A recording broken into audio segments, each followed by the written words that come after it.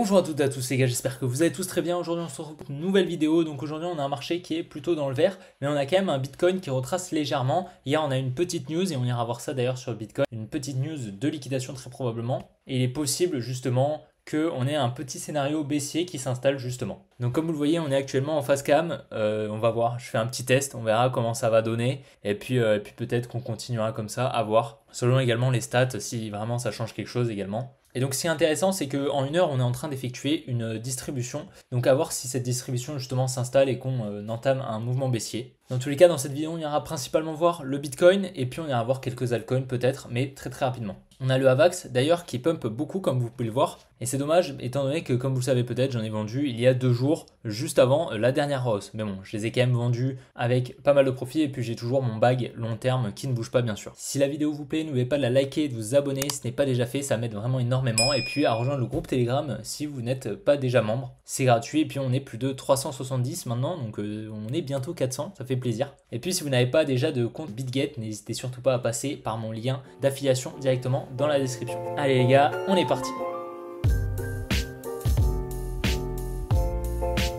Et donc voilà, actuellement on est sur le Bitcoin, donc comme vous pouvez le voir, on a hier vécu une très jolie hausse, donc qui est majoritairement poussée justement par une news. Donc la news, c'est justement que la SEC est en train de discuter avec Fidelity pour parler justement des ETF et donc ça a fait rentrer pas mal de retail justement dans ce mouvement tout simplement. C'est un mouvement très probablement de liquidation, tout simplement parce que déjà on a une news assez bullish, donc la SEC qui entame justement la discussion avec justement un demandeur d'ETF. Donc c'est quand même pas rien, c'est assez bullish justement pour l'acceptation des ETF. Et puis surtout on a la cassure ici de cette trendline baissière qui donc pour la money nous fait passer bullish comme vous pouvez le voir. Donc c'est une trendline qui détient la liquidité bien évidemment. Et donc qu'est-ce qui s'est passé à la cassure de cette trendline en plus avec la news tout simplement? Et bien la money s'est placée en masse à la cassure. Donc ce qui a permis donc à la smart money tout simplement en face de vendre. Donc c'est possible qu'ils aient pris des profits, c'est possible qu'ils aient effectué la mitigation et c'est possible qu'ils aient injecté en vente également pour entamer un mouvement baissier. En H4 on voit qu'on a une mèche, donc c'est assez bearish, ça veut dire tout simplement que c'est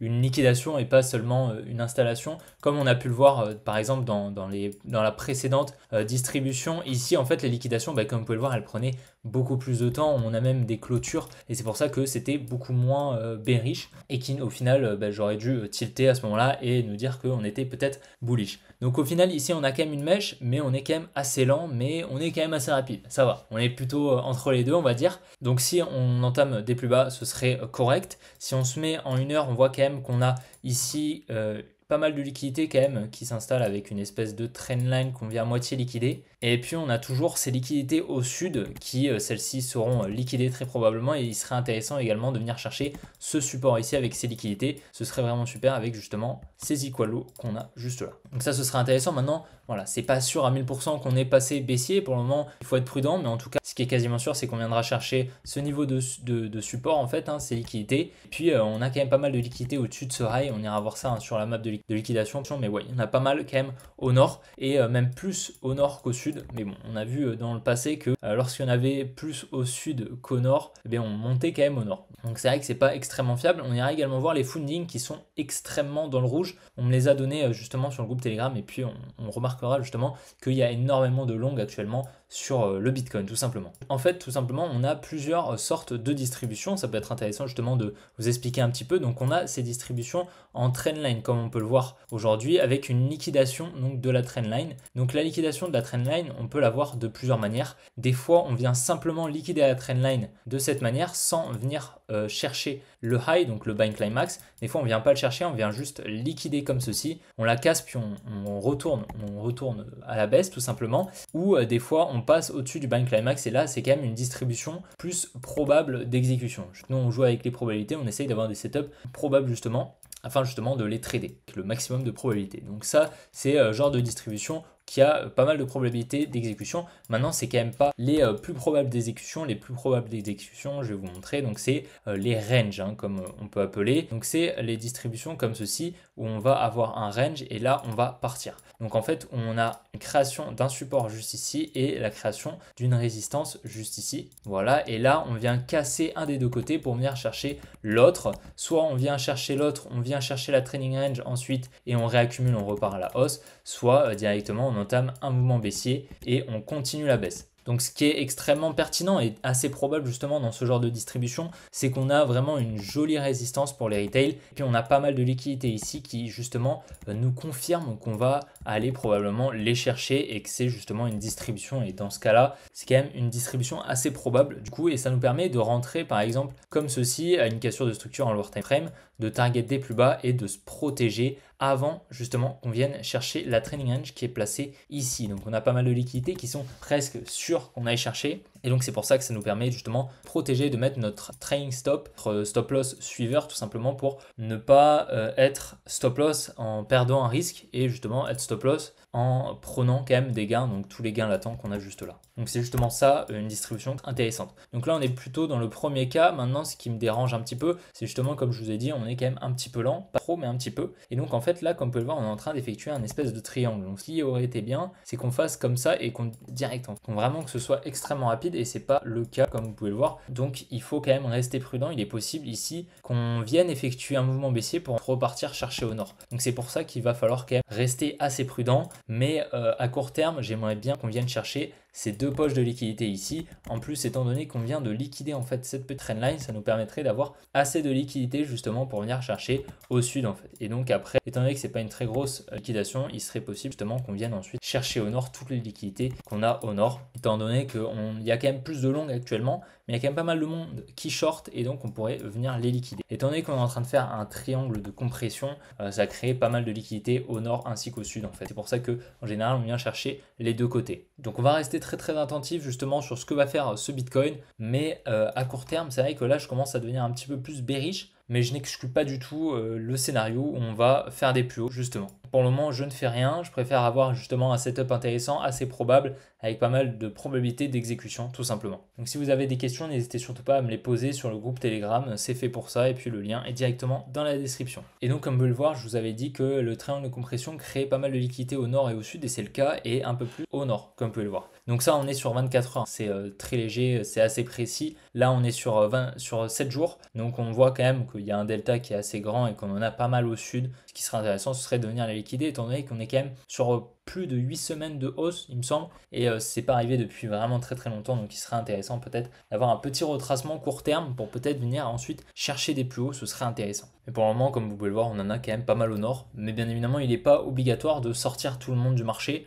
Ce que la Smart Money cherche, c'est assez d'ordre justement pour elle se placer. Si elle doit liquider tout le monde, elle le fait. Si elle en a pas besoin, elle ne le fait pas. Et on va aller voir la heatmap de liquidation, ça peut être intéressant, et on verra justement que le mouvement de liquidation qu'on a eu avec cette news nous a amené pas mal de liquidation, et en fait on a vraiment liquidé beaucoup de monde en fait sur ce mouvement. Donc comme on peut le voir, on a vraiment un gros cluster de liquidation qui se plaçait juste au-dessus de cette trendline qu'on avait, que je vous ai montré. Et donc on est venu la casser durant la news où la SEC annonce que elle apporte justement un rendez-vous avec Fidelity pour parler de l'ETF. C'est pour ça donc que les gens, en plus d'avoir une trendline cassée, ils ont en plus eu une news assez bullish concernant les ETF, et donc ils sont rentrés à l'achat. Et donc on est venu liquider tous les shorts, et en même temps on est venu probablement récupérer les ordres en achat pour émettre des ordres en vente de la Smart Money. Puis on a encore énormément de liquidation au sud, ça ne bouge pas, ça fait vraiment un moment, hein. Si on regarde même sur 6 mois, on va se mettre en 3 mois, on verra mieux, et comme vous pouvez le voir, c'est vraiment assez fou tout ce qu'il y a, il y en a vraiment énormément, même aux 25 500. Mais évidemment, n'oubliez pas, on n'est pas obligé d'aller les chercher. Si la Smart Money n'a pas besoin d'aller les chercher, elle n'ira pas. Personnellement, je pense qu'elle a besoin justement que le mouvement qu'on a créé depuis justement les 25 000, le mouvement haussier, justement, est nécessaire justement pour créer toute cette liquidité au sud, et justement qu'elle puisse se placer plus tard en achat pour vraiment entamer le bull run. Et donc je pense qu'on est un petit peu dans le scénario pré-bull run juste avant le Covid. Justement, on amènera un crash probablement durant l'année 2024. Alors possible qu'on ait un crash pour ensuite pump un petit peu, et on aura peut-être probablement un plus gros crash vers premier T1, T2 2024, donc deuxième trimestre ou premier ou troisième, étant donné que je time une récession entre mars et août à peu près. Et donc ça nous permettrait du coup d'avoir un gros crash sur le Bitcoin. Donc il faut s'y attendre, bien évidemment, il faut anticiper justement ce move, même si moi ça me plairait qu'on parte maintenant, mais personnellement je pense pas. J'essaie justement d'anticiper les mouvements du Bitcoin, surtout à moyen terme, qui est assez intéressant justement pour l'investissement. Et donc voilà, on arrive actuellement sur le dashboard en fait des fundings et on voit que tout est rouge. Qu'est-ce que ça veut dire? Ça veut dire que les fundings sont en positif. Donc c'est assez bearish dans ces cas-là. Bien évidemment, ça ne veut pas dire qu'on va plus bas. C'est pas fiable à 100%, c'est un petit peu comme les liquidations et on peut encore pump très longtemps. D'accord, c'est une question de liquidité. Donc si la smart money a assez de liquidité pour partir au nord, elle partira au nord, funding en positif ou en négatif, elle s'en fout. Mais donc ça nous montre quand même un indice justement sur le ratio de short et de long qu'on a actuellement sur le marché. Et on voit quand même qu'il y a beaucoup plus de long que d'habitude. Donc il faut quand même rester prudent. Et clairement, je pense pas que ce soit le meilleur moment pour long, pour envoyer des swings par exemple, ou en intra-week des longs. Je pense pas que ce soit le meilleur moment. C'est plus un moment pour prendre des profits, bien évidemment, et shorter. Mais bien évidemment, il nous faut le timing, il nous faut le setup qui nous permet justement de rentrer en position. On ne rentre pas en position juste en émettant l'idée que les fundings sont en négatif, vous vous doutez bien. Donc actuellement, on est sur le casse. Donc malheureusement, notre trade s'est assez bien passé sur les premières heures. Et puis à la suite, donc pendant la nuit, on est venu chercher mon stop loss. Donc moi, ce que j'avais fait, étant donné qu'il n'était pas disponible en perpétuel sur BitGet, j'ai fait un move assez smart, je trouve, de ma part. En fait, j'ai acheté l'équivalent en fait en spot. Et donc, je me suis mis à un ordre en vente à mon stop loss, tout simplement. Et donc après, j'ai trail mon stop petit à petit. J'ai trail mon stop jusqu'à la cassure. Ici, on est venu casser la structure, tu peux le voir. Et donc, j'ai trail mon stop juste ici. Donc, j'ai été sell en fait ma position juste là. Donc, à un petit peu, il doit y avoir 0,7 R, je pense. Pas grand chose, mais bon, c'est toujours ça. C'est quand même du profit. Et donc, actuellement, j'ai l'impression qu'on est en train de créer des equal lows, pas mal de liquidités au sud. Donc, maintenant, on va voir ce qui peut se passer. Mais on avait quand même liquidé une jolie trendline. Donc, il est possible après continue justement le biais qu'on a actuellement sur le Bitcoin, donc peut-être un biais baissier court terme à voir. Maintenant, après, ce qu'il va nous proposer, pour le moment, j'ai pas réellement de biais si on dézoome, il n'y a pas grand chose à part une jolie trendline qu'on a qui doit comporter pas mal de liquidités. Puis on est actuellement sur le Solana, comme on peut le voir, le Solana qui ces derniers jours encaisse une jolie performance de 25%, c'est magnifique. Moi, c'est mon plus gros bag, le Solana, donc ça me fait extrêmement plaisir honnêtement. Et puis, comme on peut le voir, on n'a pas clairement une distribution qui s'affiche, donc je pense qu'on va quand même pouvoir pousser un petit peu et je pense qu'on va pouvoir target les 84 $ à moyen terme sur le Solana. Maintenant, on n'est pas du tout à l'abri d'un retracement justement, donc un petit retracement peut-être pour venir chercher une demand, par exemple celle-ci qui pourrait être assez pertinente je pense. Donc la demand environ des 66 $, qui je pense est la plus pertinente. Et donc on va utiliser l'indicateur pour voir justement l'indicateur profil à gamme fixe, pour voir si justement la demand est la plus pertinente. Et donc oui, comme vous pouvez le voir, donc on va pas prendre toute la plage jusqu'à tout en haut, c'est normal étant donné que comme vous pouvez le voir, voilà c'est sûr, on fait pas mal de mouvements ici, c'est évident qu'il y a plus d'ordres qui sont injectés ici, d'accord, donc c'est pas pertinent d'utiliser comme ça, à moins que ça ne vous dérange pas de ne pas avoir le max volume level, juste de voir où sont les volumes. Donc on en a pas mal ici, on en a pas mal ici, on a surtout un pic ici, puis on en a pas mal ici, mais bon là c'est pas pertinent, d'accord, si on fait un retracement on va pas s'arrêter ici, on a tellement de liquidité ici que on ira chercher un petit peu plus bas probablement. Donc ce serait ici une demand assez pertinente. Maintenant il est quand même possible ici qu'on s'arrête un petit peu plus tôt justement pour venir simplement chercher les liquidités et donc le max volume level. Ce serait intéressant également de venir le chercher même si on n'a pas de retracement, d'accord, donc ça c'est un max volume level qui est pertinent si on n'a pas de retracement. Si on a le retracement il n'est pas pertinent, on est d'accord, parce que là on vient de chercher pas mal de liquidités,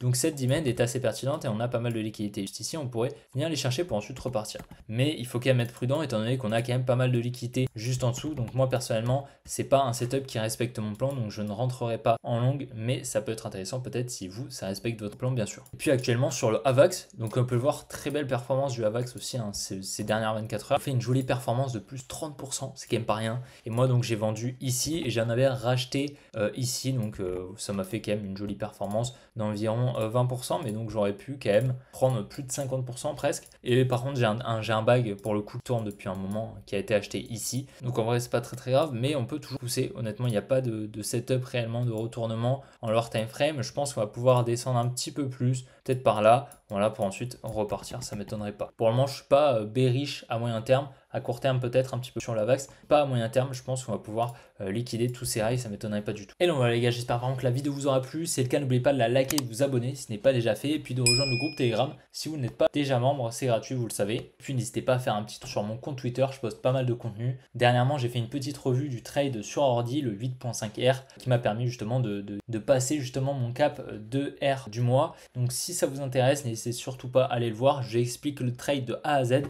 peut être vraiment intéressant pour vous. Dans tous les cas les gars, je vous souhaite une bonne après-midi, bonne soirée, et puis les gars on se retrouve demain pour une prochaine vidéo comme d'habitude. Allez, ciao les gars.